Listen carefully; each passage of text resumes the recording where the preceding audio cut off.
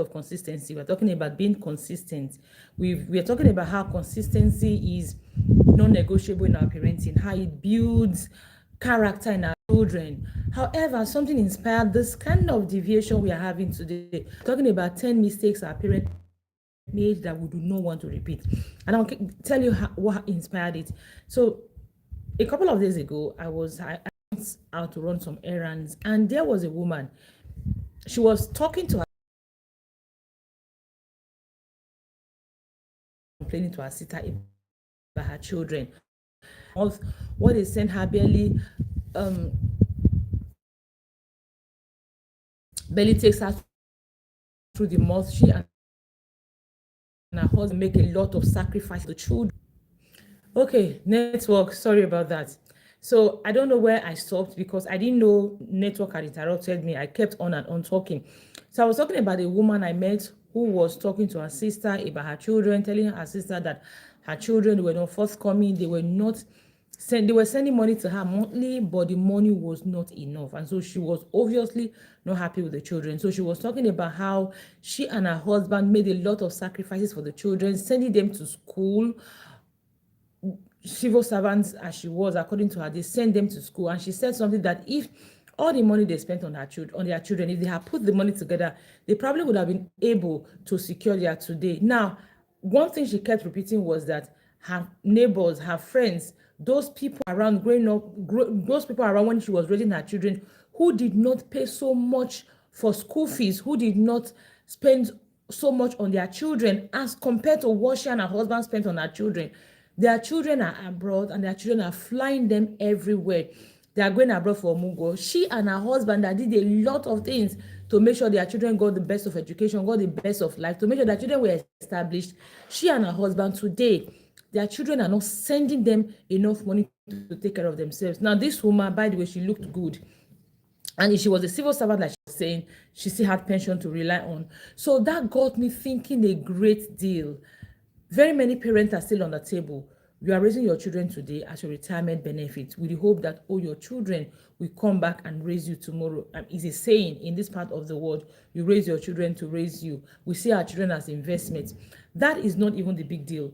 What I picked from what the woman was saying, she kept saying they send their children to school, they send their children to the university. That was what she kept empowering them. And if I actually had the privilege to interfere in what they were saying, I would have asked the woman a simple question. Do your children, do they have the word in their pockets? Are they so super rich and they are not forthcoming? If they are super rich and they are not forthcoming, I can understand your anger that, oh, my children are so wealthy, they are doing well, they have a lot of money, but they are not, what they give me monthly as my monthly upkeep is not commensurate with what they actually have. I can understand that. But if your children do not have the whole world, how do you expect them to give you Africa? How do you expect them? For all you know, they may be giving you from what they have. They may be making a lot of sacrifices for you. Because you are not in their position, you do not realize it. It is what very many parents are still doing today. Because that woman kept saying, they pay school fees, they pay school fees, they pay school fees. Again, if I had the privilege of interrupting or interfering in what they were saying, I would have told her that, ma'am, your children, taking them through school was the barest minimum. You gave them the barest minimum. I would have asked her a simple question. Which of your children is working with the certificate you paid for? You saw them through school. Which of them is working with that certificate? Now, if they are working with the certificate, how much are they earning compared to what you want them to be giving you every month? These are some of the questions I would have asked the mom. Of course, I couldn't ask her because, one, I was a bit under the weather, and secondly, I didn't know them from Adam, I didn't know them from Eve. So it was just me sitting on my own and hearing the conversation they were saying, the conversation they were having. That actually inspired what we are teaching today, what we are learning today. 10 mistakes our parents made that we cannot afford to repeat. Like I always say, those mistakes may have served them temporarily, because if you want to look at it very well, you realize that those mistakes did not even serve them. But let's just say those mistakes served them. Those mistakes may not even may, will not serve us today. They are what we are looking at today. So what you want to do is to go get your writing materials, get your pen, get your paper, then get your glass of water, because we are about to go transformational. Thank you for joining me. My name is Enimien Oruebor, and this is the Visionary Parents with Enimien Oruebor. The Visionary Parents is an academy, the Visionary Parent Academy, where parents are empowered with information, knowledge, skills, and the confidence to actually raise the children they have, to nurture the children they have, so that we can raise our children without comparing them. We don't raise children to break them. So that is what we do in the Visionary Parents Academy. We empower you with the information, the knowledge, the skills, and the confidence to raise the child you have. So if you are not in the Visionary Parents Academy, you want to leave a message and ask us how you can be part of our very amazing and vibrant community. And I tell you, we'll give you answers on how you can join us. So it's our month of consistency. What we do in the Visionary Parents Academy, every month we take one topic and we treat it. We have been on consistency. Last month, we actually went into reparenting ourselves. We looked at how we're nurtured, all the things that the seed that were planted in us, the traumas, the wounds, and all of that. We went into them, we understood them, and we understood how they were sabotaging us, so that we can unlearn and do better. And so this month, we are talking about being consistent, because here's the truth of the matter. If you are not consistent in your parenting, your children they'll be confused. They will not be able to meet your expectations. So at the end of the day, you are going to be frustrated. You go back to, even when you say, oh, I'm not going to do this, I'm not going to do that. If you are not consistent, you will see yourself repeating those things you say you do not want to do. Not necessarily because your children are stubborn or they don't just want to listen, because you have confused them. You are not consistent. So this one is for us to learn how to be consistent. And if you're in the academy, please drop a message to let us know how it is going, how you have gone on the journey, how you are enjoying our challenge for this month, and how you are not. Remember, we have a book we are reading, and we are going to review the book this weekend. Yes, I think this weekend. If you have not caught up on our book, please go and catch up already. Okay, so let's get into today's topic. 10 things our parents did, many parents, when I say our parents of the past generation did, that we need to drop today already. We need to drop it, because like I always say, every single parent has a vision.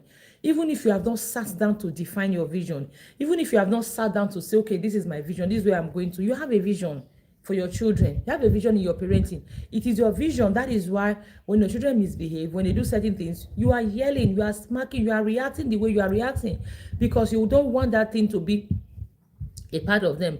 For example, your child steals or takes something that is not his, because you do not want your child to end up being a thief. You don't want your child to end up being publicly mobbed, mob action. You don't want your child to end up in jail. You stand up and say, no, my child is not going to be a thief, and you are reacting to that habit or to that behavior.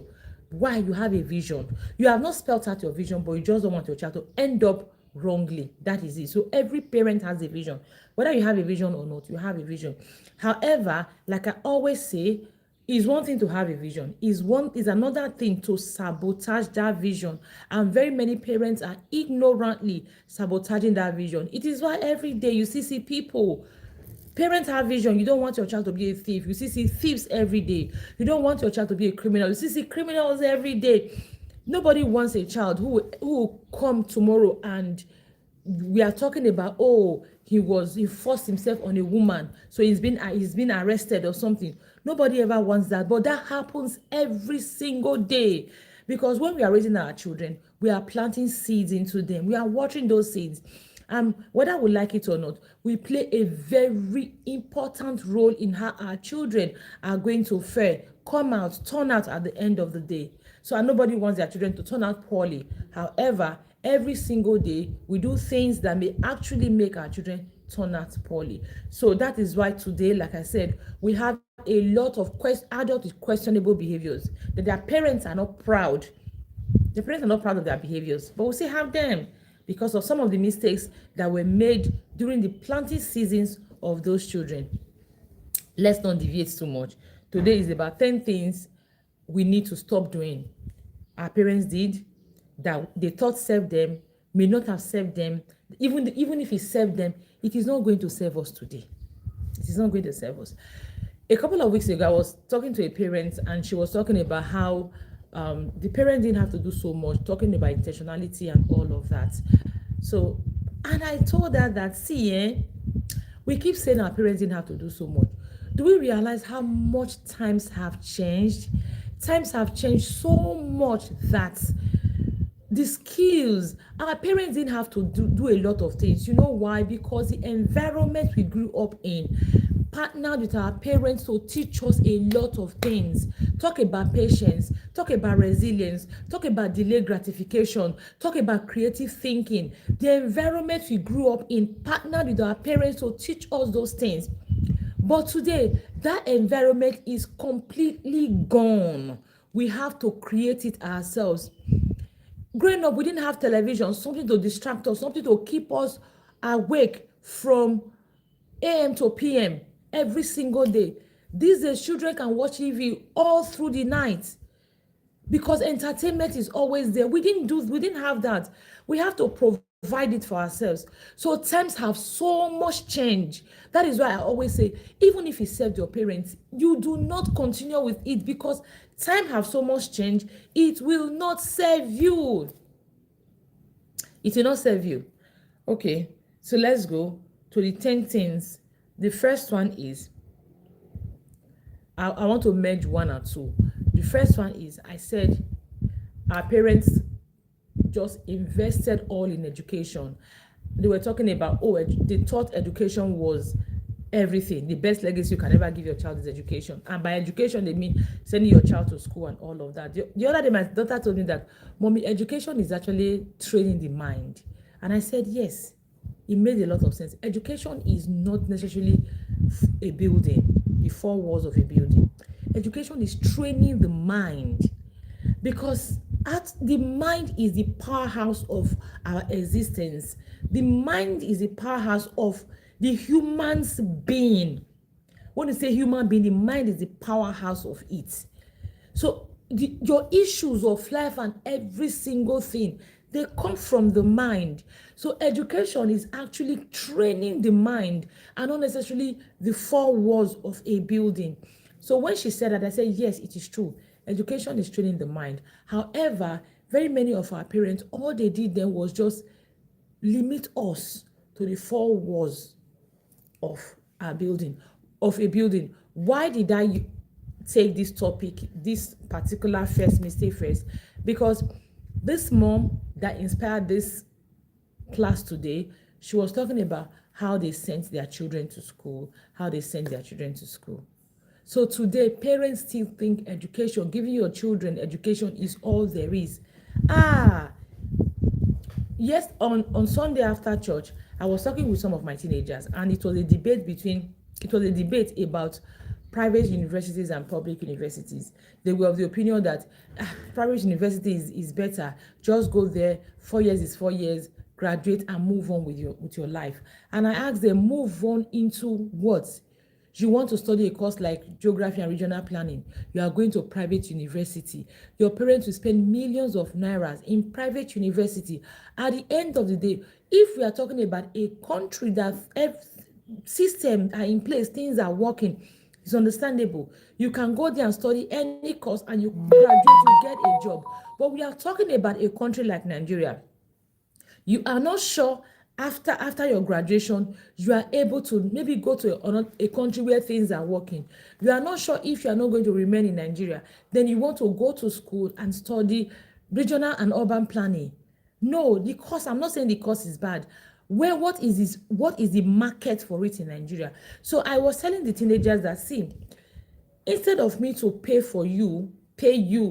your school tuition fee, pay for you to go to a private university and study courses like urban and regional planning, courses like geography, courses like instead of me to pay for you to go and study such a course, I'd rather have you do a public university.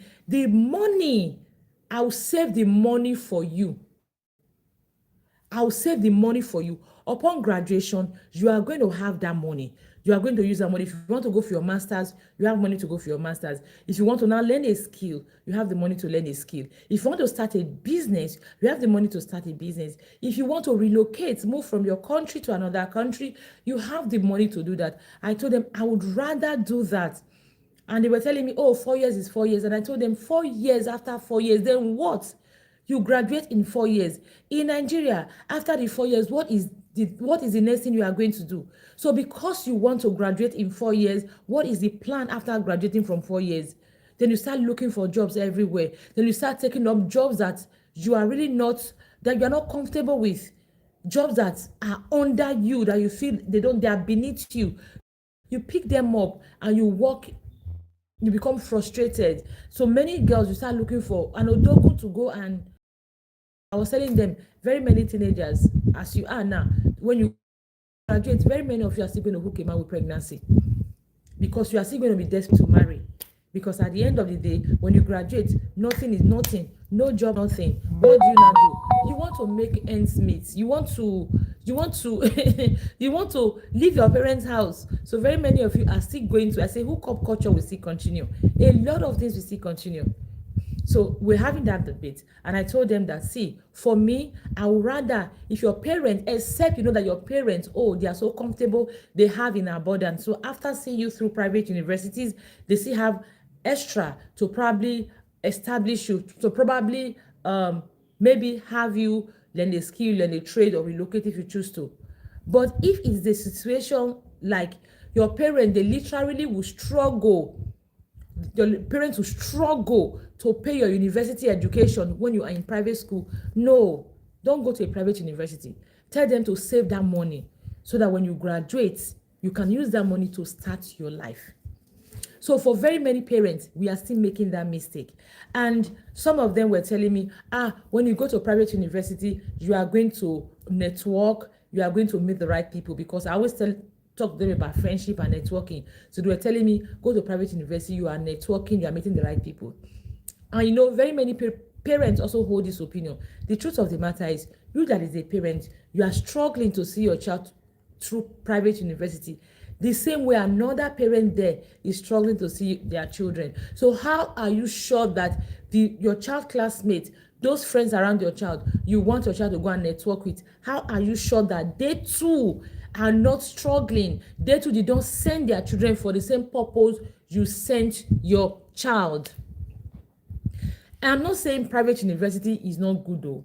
No, don't get me wrong. I'm not saying don't send your child. By all means, if you can, by all means, if it will not be a burden to you, by all means, if it will not be you using your last blood, send your child to a private university. However, if you want to compare it, I will tell you, let them attend public university. The difference, because the difference in school fees and all of that is not small. In private universities, we're talking about millions. While in public university, we're talking about thousands and hundreds of thousands, maybe depending on the course. So why don't you let your child go to that public university, and the difference, you save it up for them. They can use it after graduation to start their life, learn a skill, learn a trade, relocate if they choose to, go for more certifications and all of that. So one mistake parents make is that we still think the normal 4 walls of the university is everything we need to give our children. So even when it's not convenient, we are still struggling. At the end of the day, like the woman I met that inspired this class, at the end of the day, we now expect our children to be a retirement benefit in this Nigeria. University education is the barest minimum you can give your child in today's time. University education. Point number 2, one mistake our parents made. They did not have a foresight. Very many of our parents, they were not able to think beyond where they were. You know, ages, there is change in time. When you say Gen Zs, Gen Alpha, Gen Beta, Millennial, generation, they are different generations. And these different generations, they came up with different characteristics. There is something that defines a particular generation. And one of the things is actually the skills in demand. Oh yes, the skills in demand. The skills in demand. Yesterday or day, but I saw adverts on Facebook repeatedly when people were coming forward to talk about how, oh, they'll say this particular song you are hearing, it was created by AI. They showed they played one song that has gotten millions of views, and they said that particular song was created by AI. And the person that created the song uploaded it on their streaming app, and the person was making millions of naira from it. Every generation, one skill every parent needs to have today is the skill of foresight. Be able to predict tomorrow. Just don't live for today. Our parents were not able to predict that. Because they were not able to predict that, they did not know the exact skills to teach us. They did not understand some skills were more important than the others. Thank God for the environment we grew up in. Thank God our parents were not the only things raising us. Our environment played a key role in how we turned out. So today, as a parent, one of the things we want to do is to deliberately sit down and envisage the future. Is it envisage or envision? Understand where this world is going to. Look at the skills your child will need to navigate the world we are going. It is not like we were yesterday. No. Parents keep saying, our parents didn't have to do this. Our parents didn't have to do this because they did not know better. Now you know better. Our parents didn't have the skill of foresight. They didn't look beyond where they were. They didn't look beyond where they were. I was talking to my children, I think on Saturday morning, and I was telling them about why in those days fathers married many wives and had very many children. In those days, you could see a father with 10 wives and 100 children or whatever. Why? I told them that because back then in the days, agriculture was the main thing. Agriculture was the main thing. So the more children you had, the wealthier you were, because you are going to have a lot of hand labor in your farm. So it only makes sense that you will have a lot of labor. So you'll be able to produce a lot. Even if the children will still consume a lot, but you are going to have, it was used to define wealth. The bigger how big your house was, your compound, children going in and out, the number of wives you had and all of that, it was used to should I say define how wealthy a man was. And I was telling them that things have so much changed now, because in today we don't have things like that. People don't go to farms as much. Even when they go to farm, it's mechanized farming. People that farm commercially is mechanized farming. The work 10 people could do in those days, one person can remote the machine to get it done. So times have changed. I also told them why women were considered the weaker vessel back then, which we are still promoting now, even though we need to sit back and look at some things.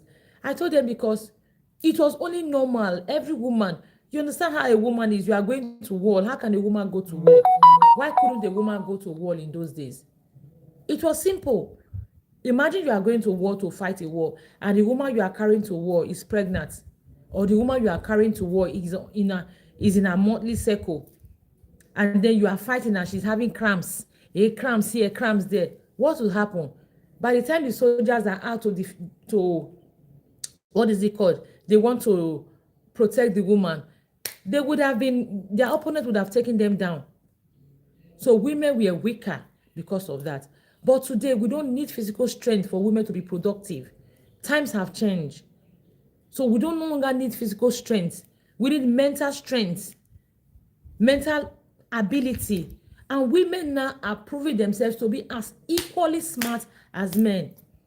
So a lot of conversations are gradually changing, whether we like it or not. So I was saying that to my children. So our parents didn't have foresight. They just thought, oh, the industrial era, it was just job, it was wake up. And my dad graduated from University of Ibadan, and according to him, when he graduated, before he even went for NYC, he had job offers coming here and there. He had job offers.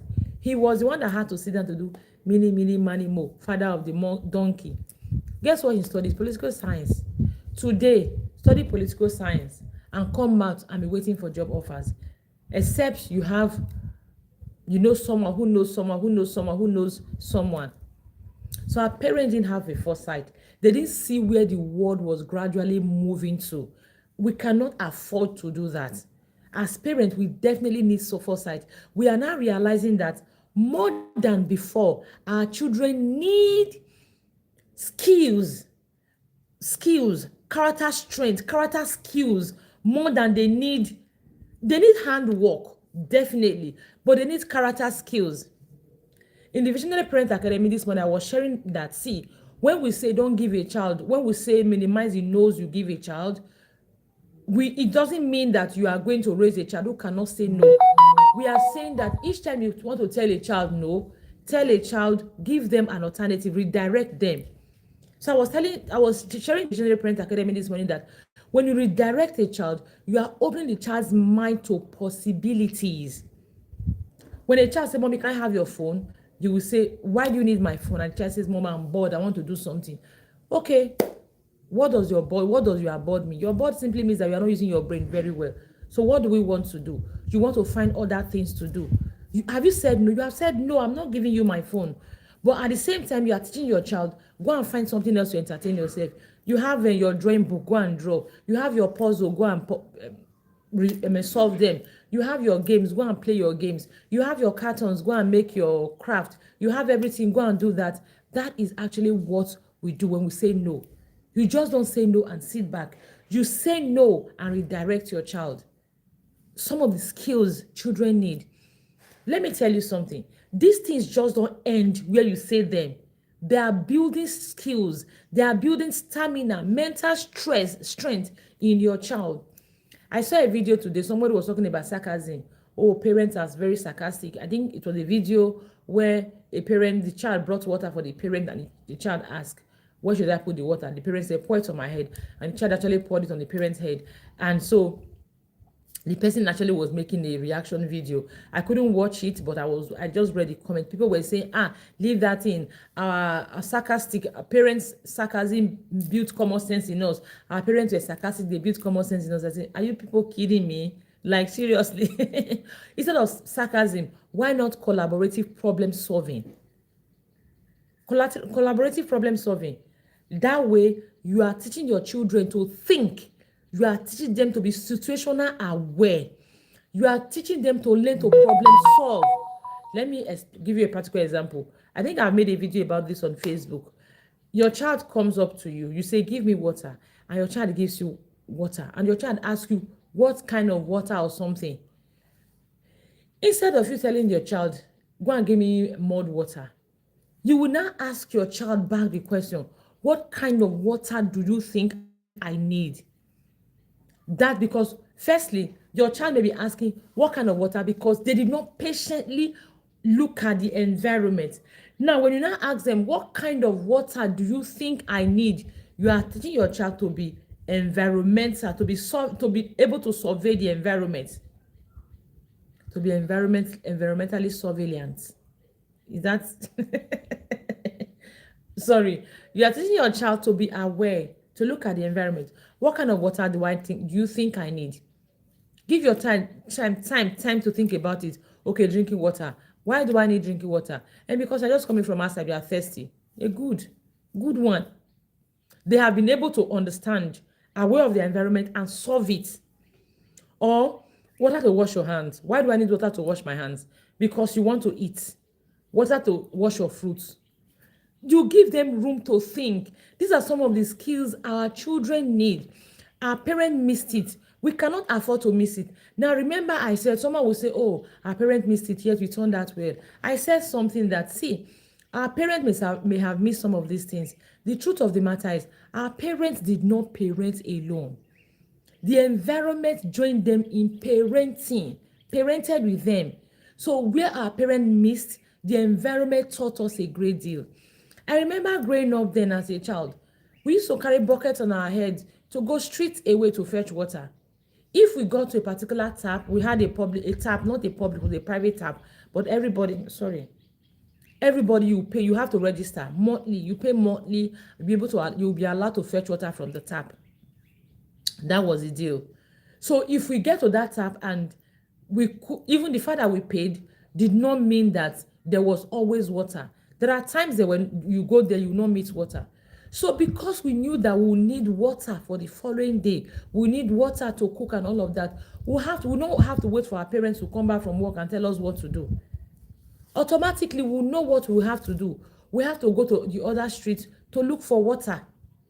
You will know that, okay, the other street, they sell their water in buckets. If your parents are not at home, you will know maybe you are going there to tell them, "Ma, please let me fetch water. When my parents come back, I'll come and pay you," or something. That opportunity taught us. We had that to teach us. But today, every corner of your house, there is water. So that particular skill, that water is contributing to teaching. Water is not there to contribute to it. I was just yesterday, I was in the school, so they were giving prizes to children because they're not doing party here. They're not doing graduation party, so they just give the children something. So this particular child, they are twins, he came up, he was collecting prize. The other one was very sad, and the mom was telling him, "Oh, don't worry, I'll take you out, I'll buy things for you," and all of that. Because they were giving the boy, they gave him packs. I always tell them in school, I don't understand why you be giving the boy a pack of biscuit and sugar when the boy came out best. Why don't you make it into a normal plaque, an award? The boy hangs it in his room. Every single time he enters his room, he says, see my effort, see what my effort fetched me. At the end of the day, the boy would have already had wall full of awards before they will even move out. Each time the boy sees that word, it's the reinforcement. I mean, sees the wall, it's a reinforcement. They want to come back again and get more awards on their wall. So I am never of the opinion that you should go and buy one small nylon, come and be putting snacks and all of that for children. I mean, anyways, that was what the school was doing. And the mom was telling the boy, "Don't worry, I'm going to get something for you." So when she saw, maybe she felt the need to explain to me. She told me the boy was really very good. However, the boy was sick all through the exam period. So because of that, the boy did not write exam very well. In fact, he managed to write the exam. So she understands why the boy was not being awarded. I got it very well. I got it and empathized with the boy. However, what the parents did not realize was that you are raising your child for the reward. The real world will not wake up and say, because you were sick, you did not show up, they want to compensate you. If your child doesn't learn today that there is no compensation anywhere for anyone, your child will not learn. That is why very many children, when they grow up, they get broken. They get broken. Any little thing, they get broken. Why? Because no one raised them, no one trained them to understand how the real world works. So I was telling myself, when I was talking to the parents, in my head I was just saying that we should not be protective parents. We should be preparatory parents. We should not raise our children protectively. We should raise them preparatorily. Prepare them for the real world and not protect them from the world. If you shield them from the world, eventually you will leave them into the world. That is where many parents make the mistake. When we now release them into the world, we now expect them to automatically be able to behave. And I always say that age is not a teacher. Age does not automatically teach. Because your child is 40, doesn't mean they should be able to meet certain expectations because you are 40. Age is not a teacher. If he hasn't been taught, he still will not know better. So our parents didn't have foresight. They didn't have foresight. So they didn't raise us for the future. They didn't prepare us for the future. They prepared us for the time they were. And very many parents today, we are still making the mistakes. Our children need skills more than just education. I see parents today, they pride themselves in raising a jebota.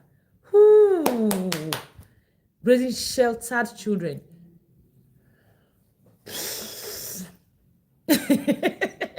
When the world is a global village, when, God, You pride yourself in raising Ajebota, sheltering your children, doing everything for your children. You feel it's a flex for you to have.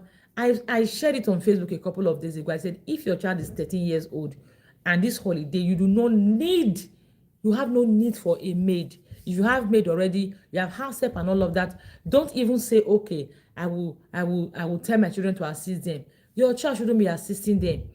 Give that house help 1 week to put your child through, then give them a break. Let them go to their homes. Let them go out. If they have nowhere to go to, maybe there are people who live with you, so they have nowhere to go to, let them go and find job outside.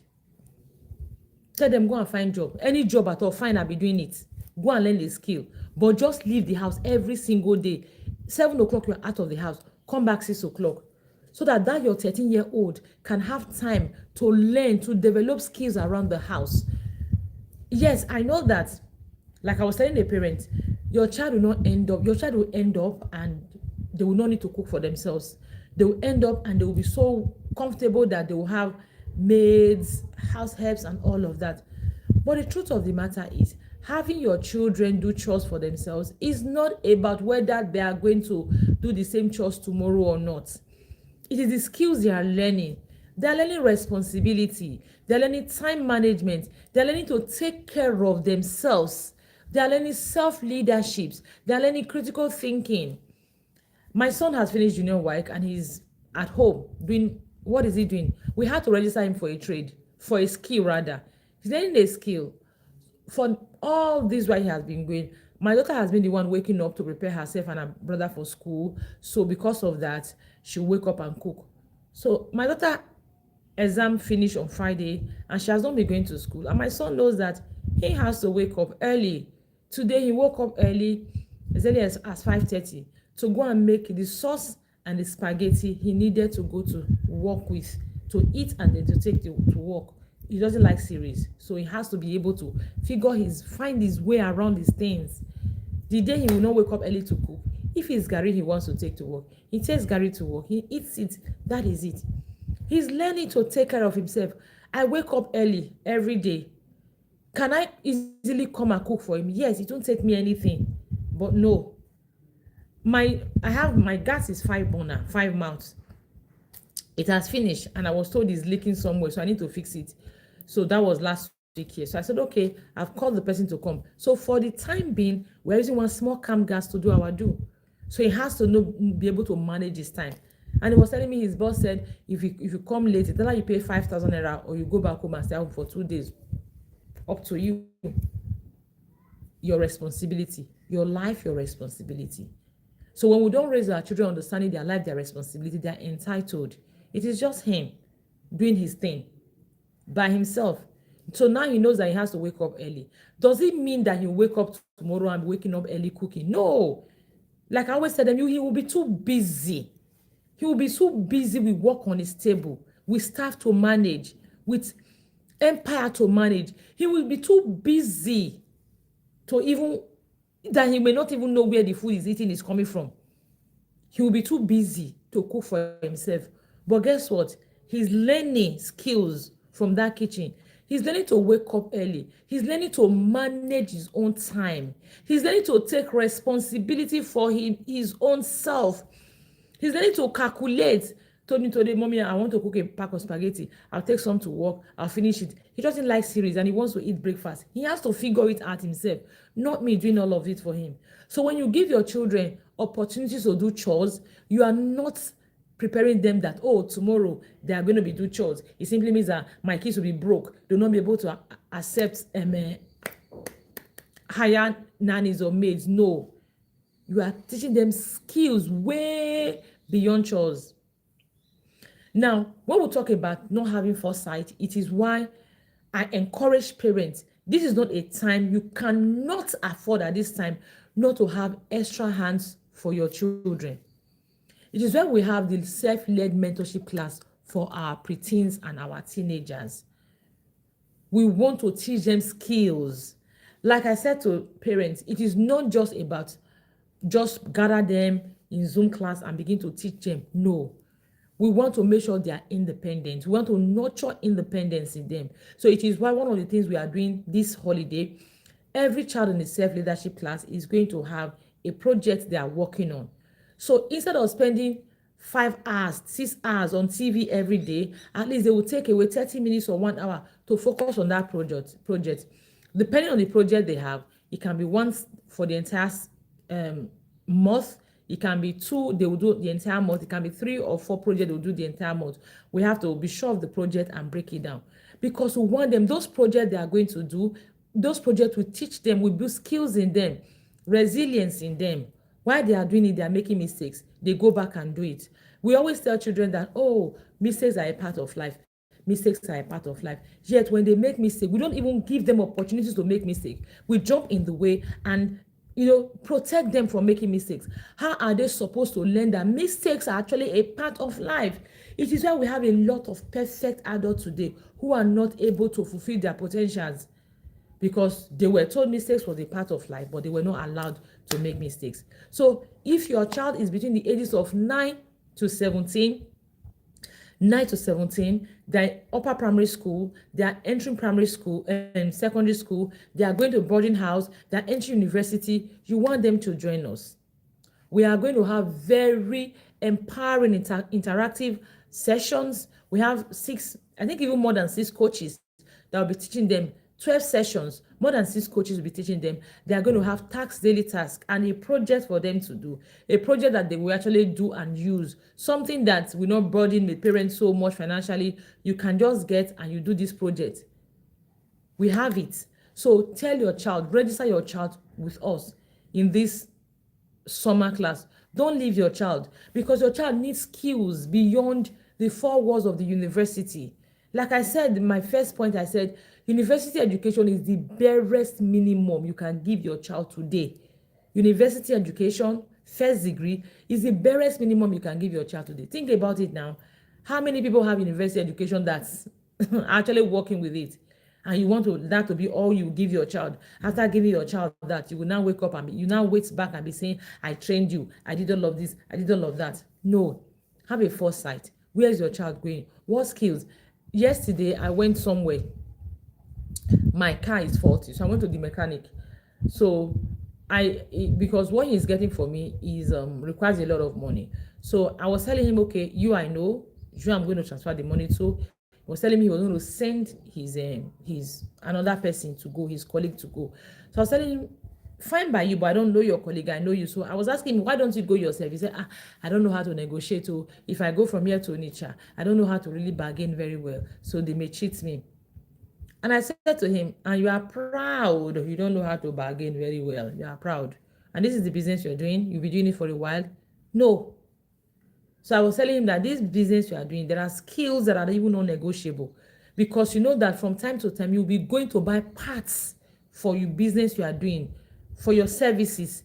So why are you not saying that you don't know how to bargain? The same thing. Our children, they need skills. They need skills as they progress in life. They need skills to be able to navigate in every phase they are. They need skills to be able to navigate the times we are. So we cannot just give them education, school, go to school, paper, and come and sit down. Or even learn a skill, or even learn a trade and come and sit down. We must build skills as resilience in them. Skills as how to spot opportunities, how to navigate opportunities. Skills how to take advantage of opportunities, how to be aware of the environment, of situations. We must build skills of how to communicate, how to be emotionally intelligent, how to resolve conflicts. We must deliberately build these skills in our children. Let's go to number 3. If you leave me, I'll talk about this all day. Number 3, point number 3. Excuse me. So sorry, my laptop just refused to respond before I came here. So, and I didn't want that to stop me. I had to use a backup phone. Never apologizing to our children. This is something our parents did not do. You agree with me that very many parents, I see people post it every day. Your parent, they want to apologize to you. They'll come and be cutting corners. Maybe they'll cook for you and all of that. Some people were lucky to have that, but not very many people. Now, the truth of the matter is, because a lot of adults today, they suffer low self-esteem because of how they were raised. When you apologize to your child for being wrong, one of the things you are doing is you are helping your child understand what happened. You are helping your child, because when you blame your child, they actually think, oh, I am at fault. Every time I am being blamed, every time I am being corrected, every time. So they feel, okay, maybe I am not actually good for something. Maybe I cannot even do something. Maybe they'll have that in their mind. Now, the more you correct them, the more you blame them, the more you do all of this, the more they see themselves as not good enough, the more they see themselves less. You are getting my picture. But when you now apologize to your child, what you do is this: you let your child know that you were not at fault. I take the blame, I take the responsibilities, I am sorry. You were not, your child knows that they were not at fault. Guess what? That goes a long way to heal your child. That goes a long way to give your child closure. That goes a long way to make your child actually feel better. Growing up, very many parents don't know how to apologize to their children. So you as a parent, watching me and listening to me, you should do not know how to apologize to your child. Go and learn it. Because you can never be all right. You can never be perfect. You make mistakes. You are a human being like your child. So you are going to make mistakes very many times. When you make a mistake, apologize to your child. Oh, I'm sorry, I actually thought wrong. I'm sorry, it was an error. I'm sorry, this and that. That goes a long way to help your child. Help them understand who they are. Help them grow in that their rock solid identity that you want them to grow in. So learn to apologize to your child as a parent. Number 4, not knowing how to communicate. We see this happen every time. Growing up, a lot of parents did not know how to communicate to their children. Communication, it was zero. It is why you see sarcasm, because they did not know how to communicate. Silent treatment, because they did not know how to communicate. Or the next thing is to take something and hit, because they do not know how to communicate. Very many parents, they did not know how to listen. Even till today, maybe I have an issue with my sibling. Maybe my parents get to know about it, they will call me and we are talking about it. They say, what happened? I say, this happened. The next thing they will say, it's okay, it's okay. I'll be wondering, it's okay? You called me to ask me what happened. I have not even said anything. You are telling me it's okay. Make it make sense. It's okay. So why did you call me? Why are we talking about this if I am not allowed to speak? They don't know how to listen. They don't know how to communicate. They don't know how to sarcasm all the way. No, learn how to communicate to your children. Guess what? When you learn how to communicate to your children, it is why in very homes today, in marriages today, marriages are failing every single day, because one of the major issues they have is lack of communication. I remember one time when Reverend Christian Baturi talked about a couple who got married and divorced after 10 days. That what happened, the man farted and the woman was saying, you farted, and they had an argument, and that fart broke their marriage after 10 days. And I said, no, it was not that fart that broke their marriage. It was the way they communicated, the way they expressed themselves, lack of communication. So as parents, one of the things we want to do for our children is to deliberately teach them how to communicate. I always teach my children this. I taught my teenagers in church on Sunday the same thing. When someone comes to you, you are arguing with someone, don't bother attacking the person. Don't attack the person. Face the issue at hand. Face the person.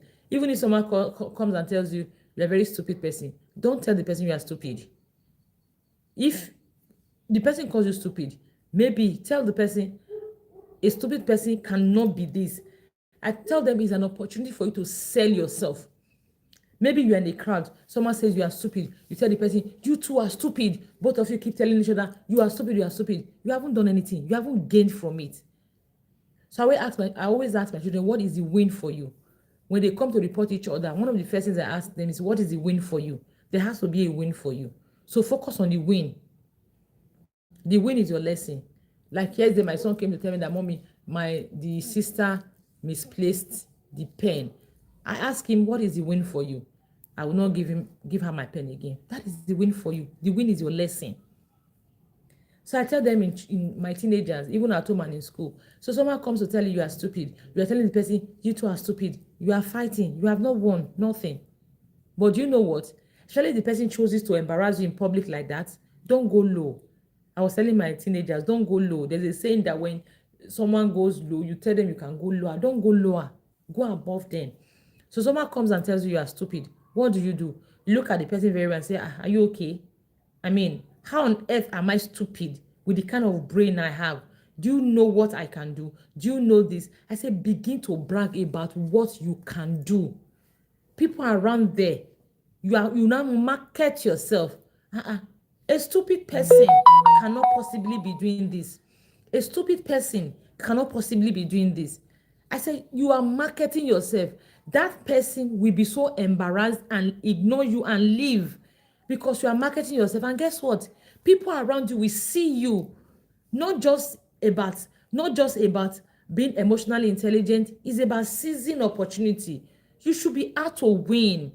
Every single moment, think of winning. So somebody comes and calls you stupid, take advantage. It is person that doesn't know the meaning of stupid. Like, are you sure you know the meaning of stupid right now? Because a stupid person will not be able to solve this problem. A stupid person will not be able to do this. A stupid person will not be able to do this. So they will go back and ask themselves, do I really know the meaning of stupid? So our parents didn't know how to communicate. Every time it was sarcasm. Every time I still see people talk about it, how their parents would take the next thing available to hit them. A parent was telling me on Sunday in church, she has some children living with her, living a parent close to her. So the parent has two jobs. So when the parent is going for the second job, she'll just drop her children there. And her children are toddlers. And I know that because she has a teenager who is already in the university, I know that she may not be patient enough to handle those children. So I was asking, I say, then they collect steady. They know me. Then anything that they collect, collect. Them not say anything when they in my hand, I can use it to beat them. That was what our parents did. No. Conflict resolution. That's the fifth one. Our parents did not know how to resolve conflicts because they did not know how to communicate. So they did not know how to resolve conflict. So every time it was war. Every time it was silence treatment. Every time it was call it anything. And today we have learned it. Very many people have learned it. And we are passing it to our children. It is why you see people today marriage is scattered. Tomorrow marriage is scattered. You know why? Because it works. It served our parents doesn't mean it will serve us. It is obviously no longer serving us. So are we still going to remain doing the things that are not serving us? We can't keep saying our parents did it and they got it now. Because it is not serving us. You wake up every now and then, marriage breakup, woman beat man, man beat woman, terrorist attack, a lot of things. It simply what will you celebrate at the end? It simply means that those things our parents did served them because of the times they were. Those things are no longer serving us because of the times we are. I honestly wish we can just understand this thing and begin to deliberately do better. Let's use a practical example. In those days, women were literally given to men. If you are still with me, you can hear me, please let me know. I think you can hear me. If you can hear, please put it in the comment section that you can hear.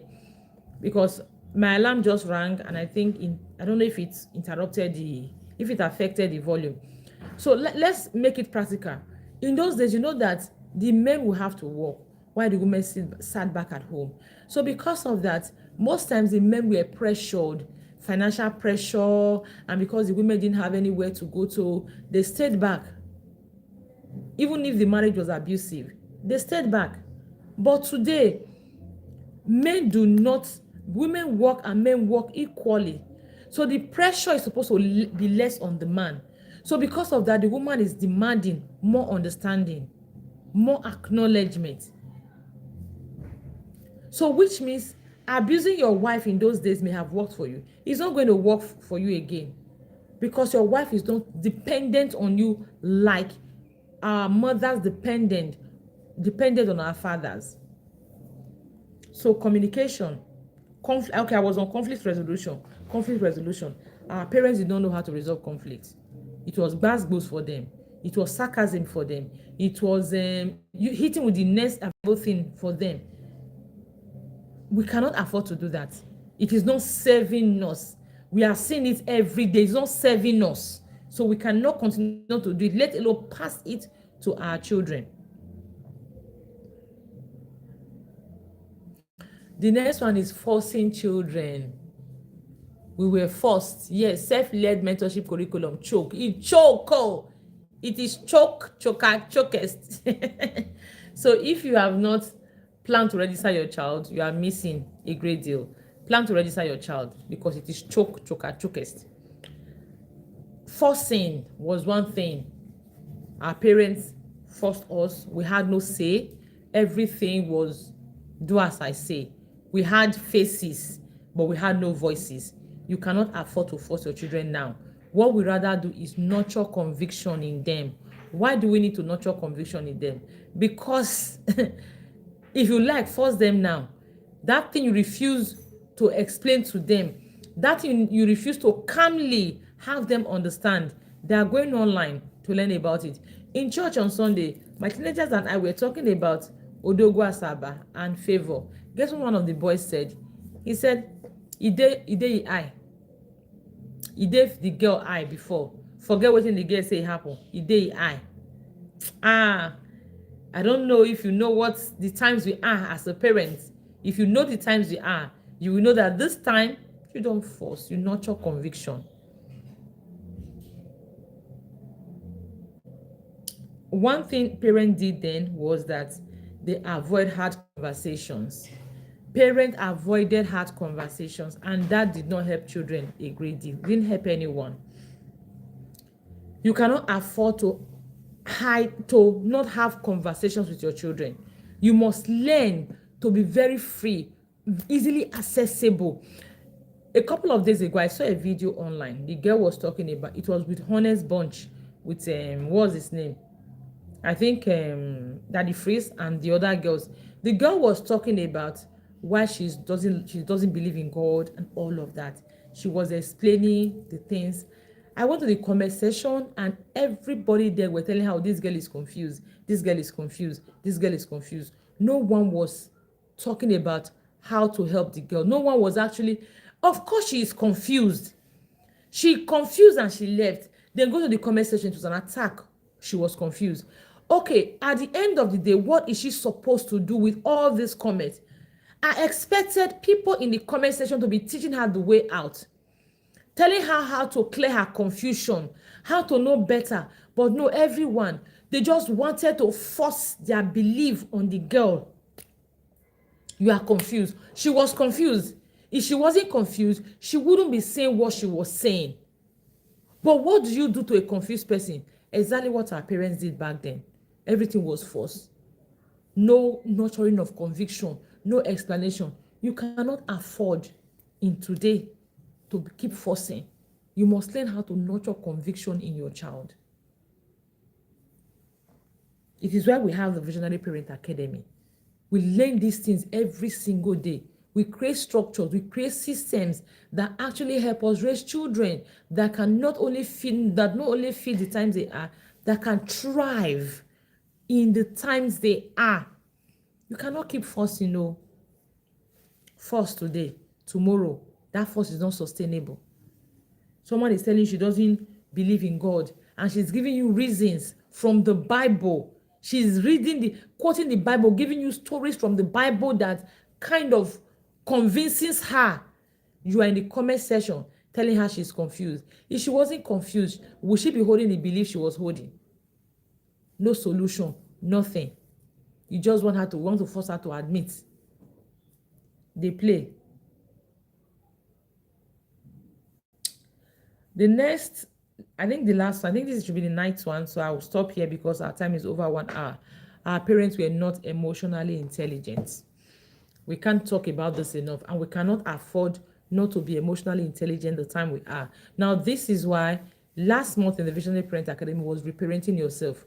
You see, all those things that were deposited in us, all those toxicity, we looked at them one by one, and we have a book, the Unpack Backpack. You can ask how you can get the book. It's just for a token you get that book. So even if you missed our class, you are going to sit down with yourself and go through the book so that you can also unpack your bag and become emotionally intelligent. That is one of the topics, again, topics we are teaching the children in the Self-Led Academy for this summer, how to be emotionally intelligent. An emotionally intelligent child is a child who knows how to communicate, is a child who knows how to resolve without damaging anyone, is a child who is resilient, is a child who is self-aware. We need to raise who are emotionally intelligent. Our parents didn't have it. No, everything was impulse, everything was gbas, everything was sarcasm, everything was quick hands and all of that. They didn't have it.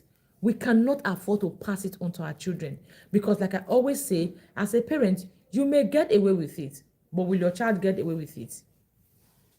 And the times we are, even in this time we cannot even afford not to be intelligent emotionally. Let alone raise children who are not intelligent emotionally. I saw a video yesterday. Someone was telling the person, I'm videoing you, just keep at it. Everywhere you go now is video. Come online, you see all sorts of manners, things that never used to make it to the public. Now they are everywhere. Why are they everywhere? Because cameras are everywhere. Somebody's glasses can be camera. Somebody's wristwatch can be camera. Somebody's ring can be camera. Even the nails somebody is carrying on their nails can be a camera. The chain they are wearing, the button on their shirt can pass as cameras these days. They just insert the tiny camera and they are good to go. And you still want to just behave randomly, just behave anyhow. Make it make sense. I mean, even if you choose to behave anyhow, please, you owe it to your child because of the era they are entering, because of the times they are. You owe it to them to teach them to be emotionally intelligent. Now, these are some of the things our parents didn't do. They didn't know better. They did their best. They did what was obtainable. They did what served them. They raised us based on where they were. Now we know better. We know that we are not just going to raise our children based on where we are. We are going to raise them based on where they are going to. I always say this, raise them based on where they are going to. So what do you want to do? You want to take these lessons I've shared with you today and be super intentional in your parenting. Remember, the self-leadership class for the summer holiday is already ongoing. Registration is ongoing. Just hurry now and register your child. Register your child now so that we can skill them up.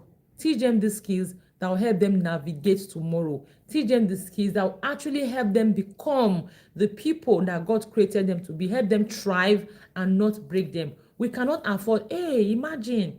Each time I sit back and I just recall this Odogwu Asaba's story, I just ask myself, how will his family be feeling? His parents, they were happy he was making success. Oh, he had a boutique. He had a strong online presence. He was getting influencing jobs here and there. He was super comfortable in his own space.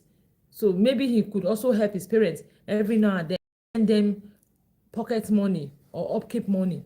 How would they feel about what happened? And guess what? It didn't just happen the day it happened. Nah, it didn't happen the way they happened. From mindset, from how he was nurtured, from the environment, everything that shaped him. So what we are doing in the academy is we want to be an additional voice to your voice to help you so that your children, they will not make mistakes tomorrow that will sit back and will say, how do I know? Registration is ongoing. And if you join today, you pay 15,000 naira only. 15,000 naira only for registration into the self-led summer camp. We have 12 topics, 12 classes. Then the coaches are going to be over 6 coaches that we have for this summer holiday. Your child is going to get projects that they are going to do to keep them busy, to take them away from the screen, because the skills they need to thrive in this world is not in front of the TV. So they are going to get a project they are going to commit to every single day, and they are going to share their progress reports. So when they are done with the project, they get another one to share their progress reports. The idea is to keep them productively busy this holiday. Thank you so much for joining. See you next week. Bye-bye.